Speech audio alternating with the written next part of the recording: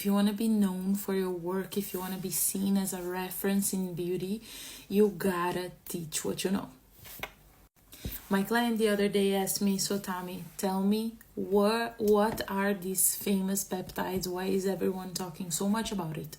And why it's going a hype? Is it really good for our skin, or is it just something that people are talking and it's gonna pass? And I told her, listen, so imagine that you have a huge Lego, like one on top of the other, all the squares one on top of the other. And you apply that on your skin. That's the collagen.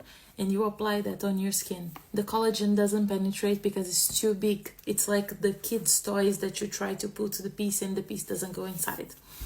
And so because of that, what they did, the pharmaceutical companies, they started to research a way of putting all the pieces together. Because we need the collagen. Collagen is actually good for our skin, but it was not penetrating until the dermis, which is where we need it.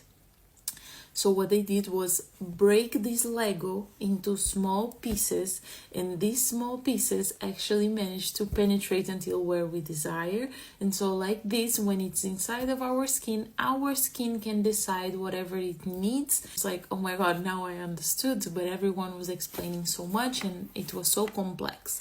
And it actually is a much more complex process, and if you are an esthetician, you know, but the idea here is that you actually manage to teach what you know even to a kid, to a simple language that anyone would understand, because at that point the client knows that you know exactly what you mean, you understand deeply the subject, and she starts to trust you more and more, and to a certain point they trust you blindly.